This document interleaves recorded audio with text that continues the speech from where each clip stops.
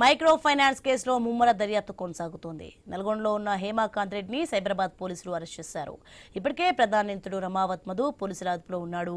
వీరిద్దరూ కలిసి micro finance చేసినట్లు విచారణలో వెల్లడైంది. ఇద్దరిని ఒకే దగ్గర ఉంచి పోలీసులు విచారించే అవకాశం ఉంది.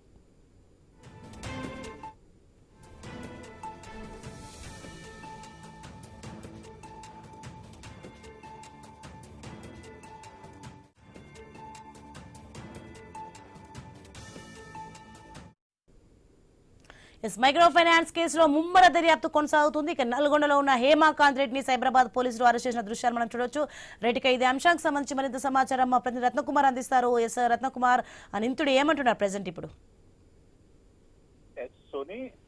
మైక్రో ఫైనాన్స్ కేసులో ఇప్పటికే ఎకనామికల్ ఎఫెన్స్ వింగ్ కు సంబంధించిన పోలీసులు దర్యాప్తును వేగవంతం చేశారు. అందులో భాగంగానే ప్రధాన నిందితుడిగా ఉన్న రమావత్ మధుని అరెస్ట్ చేయడం జరిగింది. అరెస్ట్ చేసిన తర్వాత అతన్ని కస్టడీకి తీసుకొని విచారణ సైతం చేశారు. తనను విచారణ చేసినటువంటి సందర్భంలోనే అతనితో అటాచ్మెంట్ ఉన్నటువంటి పలువురి అకౌంట్స్ పైన కూడా ఫోకస్ చేశారు. ఇక అతనితో కలిపి లావాదేవీలో చేసినటువంటి వ్యక్తుల్లో హేమాకాంత్ రెడ్డిని ఐడెంటిఫై చేయడం జరిగింది. అలాగే రమావత్ మధుతో ట్రాన్సాక్షన్స్ చేసిన వారిలో సింగర్ మంగ్లీ తమ్ముడు శివ చౌహాన్ అకౌంట్ కు పలుసార్లు అమౌంట్ ట్రాన్స్ఫర్ జరిగిన విషయాన్ని కూడా ఐడెంటిఫై చేశారు. ప్రస్తుతం అతని అకౌంట్ల పైన ఫోకస్ పెడుతూనే హిమాకాంత్ రెడ్డి పాత్రను ఐడెంటిఫై చేశారు.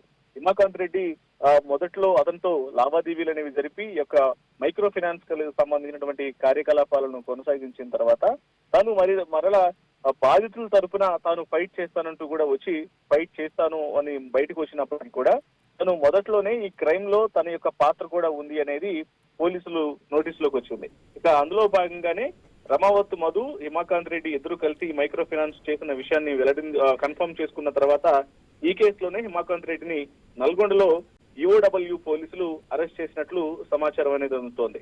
ఇక ఇప్పుడు హేమాకాంత్ రెడ్డిని అరెస్ట్ చేసిన నేపథ్యంలోనే వీళ్ళిద్దరిను కలిపి మరొకసారి విచారించేటువంటి అవకాశాలు ఉన్నాయి.